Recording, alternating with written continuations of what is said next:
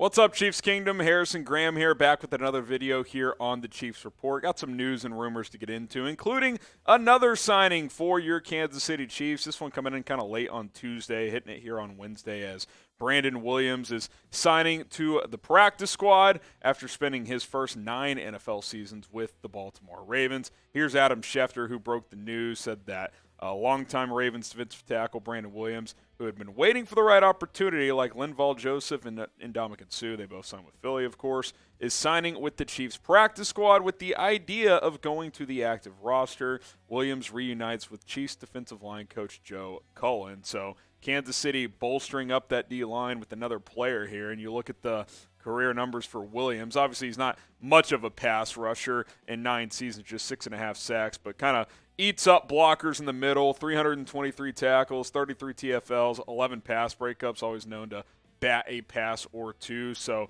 Kansas City adding to that defensive line. I thought they could be in the mix for an Ndamukong Suh or a Linval Joseph. They decide to go here with Brandon Williams, who historically has been a good run stopper in the NFL. That's kind of his role, and at 6'1", 335 pounds, I expect that to kind of be the role he plays, is once he does get activated, just work his way into the rotation and, especially being there on some obvious run downs. Grade the signing of Brandon Williams, A, B, C, D, or F. For me, I think it's a solid B grade. Let me know what your grade is. I'll give it a B grade for Brandon Williams.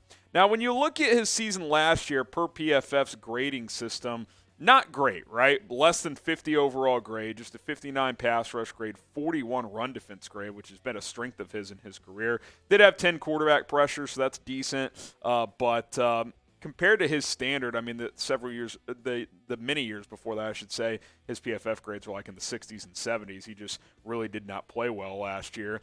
So is he over the hill? That Ravens team kind of fell apart a year ago, so it's hard to say for sure. But he definitely did struggle last season. I mean, I think that's something you got to acknowledge here. There's a reason he has been unsigned and kind of was waiting for the right fit, because he was not highly touted in free agency this past offseason. But once he gets up to speed and gets signed to the active roster, which is what the intent sounds like, it just gives you another body there on the interior, right? You got Derek Nottie, who's your kind of more of your one tech right now who can stop the run. Kalen Saunders has had a nice season. Taylor Stallworth has been rotating in there as well. Now you add Brandon Williams, and regardless, if Chris Jones keeps playing the way he is as a 3-tech, you're going to be in a really, really good position. But I'm always for beefing up the offensive and defensive line, so to add a guy like Brandon Williams, I'm a big fan of this move. Now, also in corresponding moves, the Chiefs have terminated practice squad contracts of Wayne Gallman and Austin Ryder, in addition to Azir Kamara, whose contract was terminated the day prior there. So kind of some roster shuffling on the practice squad to get Brandon Williams some room here. So and those moves kind of correspond with the Melvin Gordon signing and the Bryan Edwards signing as well. So the Chiefs kind of continuing to tinker and make moves as the playoffs will be here just before we know it. Shout out to BetUS for sponsoring today's show, as they are our sportsbook partner here at Chat Sports. And if you want to go bet on this game this weekend, BetUS is the place to do it. Go to chatsports.com/ChiefsBet. Use our promo code Chiefs125 to get a 125% deposit bonus. Put down $100. They'll give you $125 for free when you go to chatsports.com/ChiefsBet. Use the promo code Chiefs125. Interesting matchup this weekend. We've talked about it. Chiefs-Bengals, I think easily the toughest game left on the schedule for Kansas City, a team that beat the Chiefs twice last year. We all know what happened in that AFC Championship game. Chiefs only a 2.5-point favorite. Bengals, or the over-under between the two teams, 52.5 points. So I think the Chiefs will come out focused. They'll come out motivated. So I'm going to go bet on this game. I feel good on the Chiefs covering this by at least 3. Chatsports.com/ChiefsBet. Promo code is Chiefs125.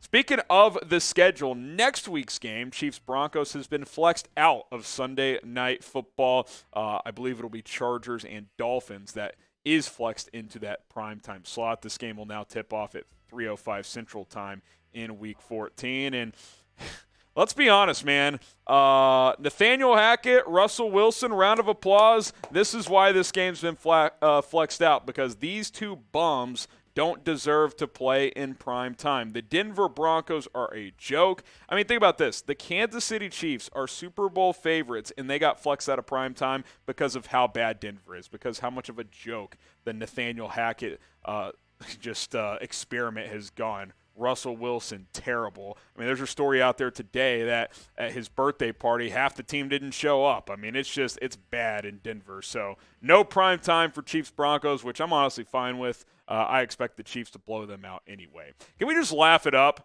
when it comes to the Denver Broncos? Type LOL or the laughing emojis in the chat. I mean, the Broncos absolutely stink. This team is a joke for how high the expectations were in Denver after trading for Russell Wilson. Has there been a bigger flop in the NFL this year? I don't think so. I think the Broncos have been a disaster. Type LOL in the chat after this game gets flexed out.